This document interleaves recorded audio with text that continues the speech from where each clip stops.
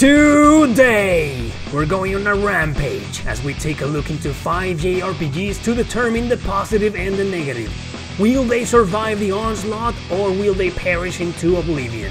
Our goal is to find out if these games are hidden gems or hidden trash. So let's begin!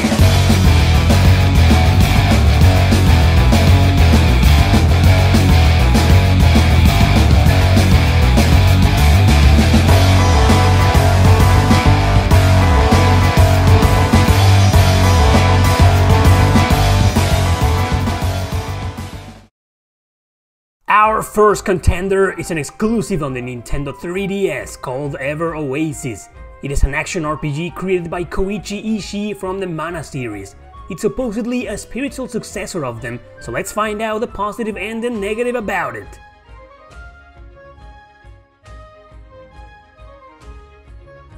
Oasis offers a solid adventure with tons of charm and colors in a beautiful world. It revolves around many gameplay mechanics, all of them being actually simple to understand. Building a town around an oasis, attracting shop owners and residents, gathering materials for everything to grow, doing side quests, etc. You think a game like this with so many features will be convoluted, but it isn't. The action is basic as is the exploring, with some puzzles here and there, but nothing rather tedious. Many party members can join you in these adventures, so it offers variety in races and team strategy. Music is nice and it enchants the player while going around on every single quest. Overall, it's a fantastic RPG that truthfully succeeded the Mana series to an extent. So the positive aspects are interesting and addictive gameplay mechanics, easy to get into, very charming story and world, simple but fun battle system. All games with world-building features often involve micromanagement, and while this isn't exactly what I will call negative, as it is very easy to understand, it can sometimes become tiresome. The repetitive nature of the quests going to the same places over and over again can also turn down the excitement. Graphics are great for a 3DS title, but they could have done a better job for a game that's not even 3 years old.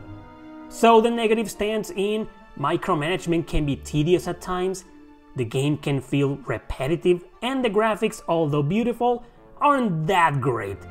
However, the negative aspects of this joyful adventure are nothing really that important. It's very fun to play, with its lovely addictive nature. Therefore, I deem this game as a hidden gem.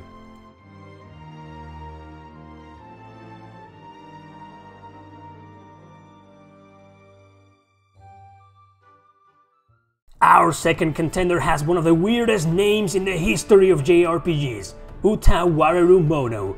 There's 3 games, but I've only played Mask of Deception, so that's the one I'll talk about. Let's find out then the positive and the negative aspects of this visual novel RPG.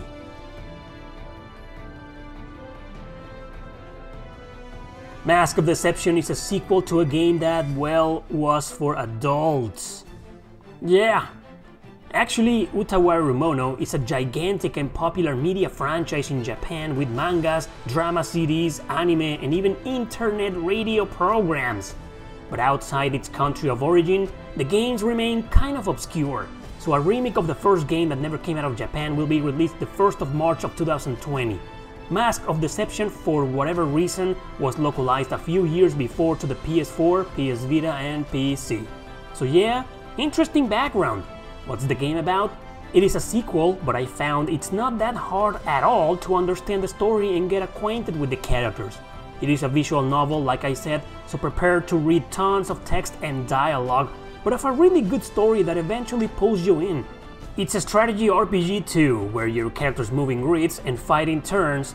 It's quite decent, and the overall design is very easy to understand.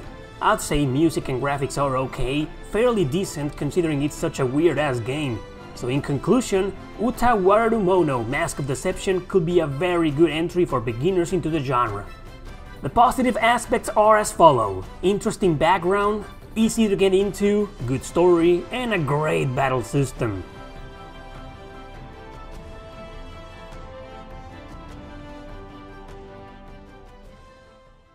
Not exactly negative, but still I gotta complain about the fact that we got a sequel to a game never released before.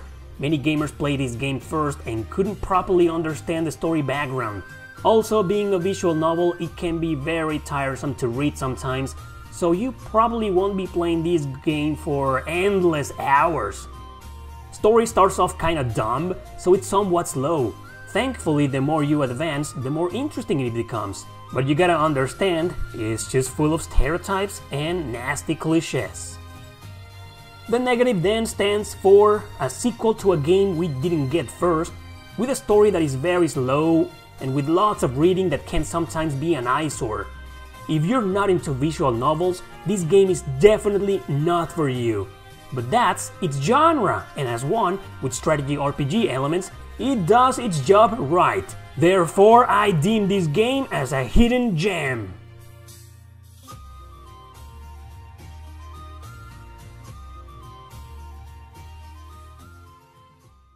Our next contender is sort of Vermillion. This forgotten classic on the Sega Genesis is a game many were familiar back in the day, but nowadays, no one talks about it.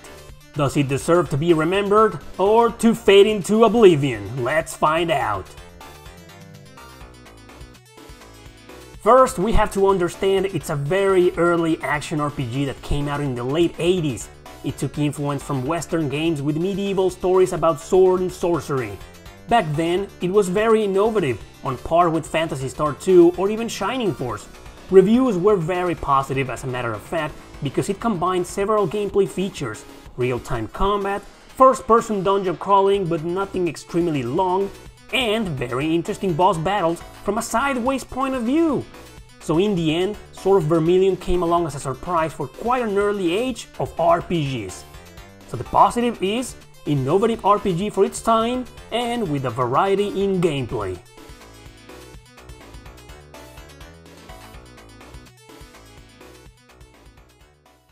Unfortunately, sort of Vermillion has aged very poorly. Playing classic RPGs nowadays can still be quite fun and nostalgic, but this game has really nothing to offer. Its boring, repetitive, and awkwardly designed mechanics can often lead to frustration. Music is something you don't even care about, just like the graphics, when there were much better games on the Genesis with outstanding soundtracks and visuals. Story is extremely generic, which can be understood for its time, but a quest to defeat evil from the world? Many other RPGs did it so much better even before. Fighting can be such a chore mainly because the collision detection is terrible, and the first-person navigation, relying often on lanterns and cryptic items, is totally dull. So the negative is extremely outdated game, boring gameplay, difficulty spikes that are frustrating, unappealing navigation and battle system, and an uninteresting story. Sad to say, but this alleged classic from the late 80s and early 90s is completely worthless to play nowadays. Therefore, I deem this game as hidden trash.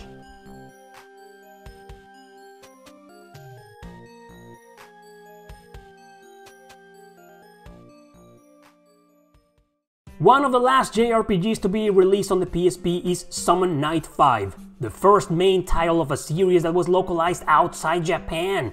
It also has small visual novel elements and a strategy battle system. So let's find out the positive and the negative about it. While Summon Night 5 isn't exactly deep into its story and characters, there is a lot of development.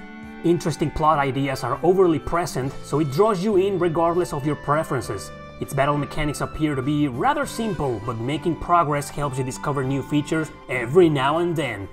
It has a very good battle system in my opinion, challenging but balanced for the most part. Interface is great, and the fact that you can go around the city and get everywhere in a short period of time makes it easier to navigate. I found some themes of its soundtrack to be really catchy and nice, and the graphics delivered efficiently even for a game with such a late release. Summon Night 5 can be played with two main characters, each with their own personality and traits. I'll say it's quite an original game with lots of neat gameplay mechanics and a great battle system. Positive aspects are then as follows: interesting cast of characters, great interface, nice music, awesome battle system, and challenging gameplay. The story just might not be everyone's cup of tea, since it relies on some dating simulation and visual novel elements. Plus, it can be overly cliché at times. I praised the battle system before, but I understand it can become a little bit convoluted and unbalanced. Difficulty spikes here and there will bother some players, but it's nothing really troublesome. Because it sometimes relies on a quest-driven nature, being repetitive will easily get in the way of the experience. So the negative is, story isn't that great, stereotypes are overly present, small difficulty spikes, and small repetitive nature. To be honest, I think the negative aspects can be a deal breaker for some people, but it wasn't for me. I still believe the positive outshines the negative. Therefore, I deem this game as a hidden gem.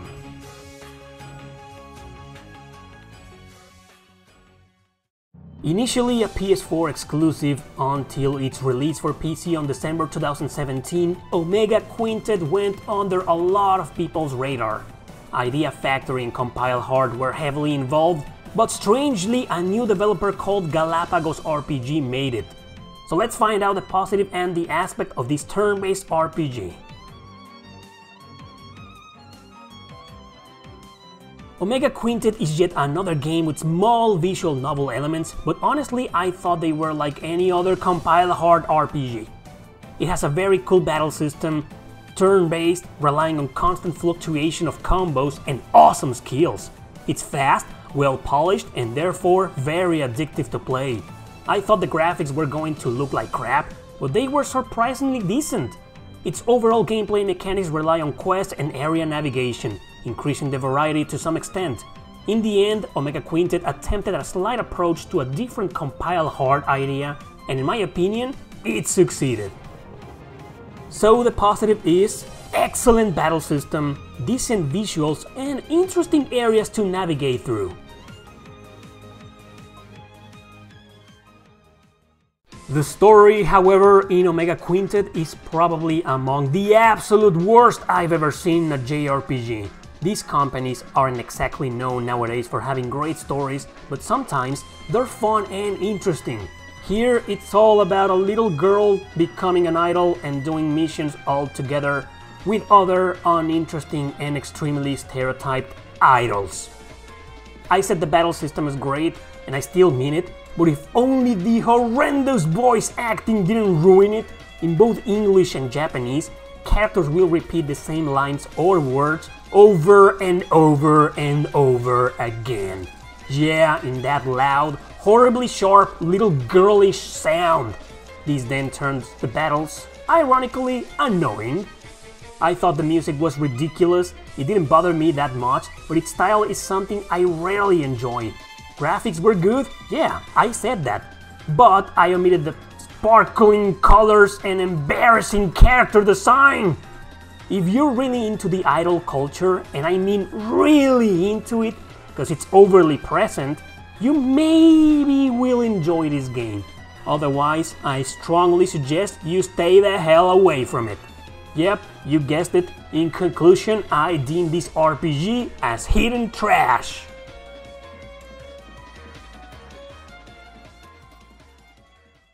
Alright everybody, those were my 5 JRPGs for this video. Play them all if you want to and formulate your own opinion. I'll see you all on the next episode with even more crazy contenders. Thanks for watching, don't forget to subscribe and share this video with your friends. See you next time!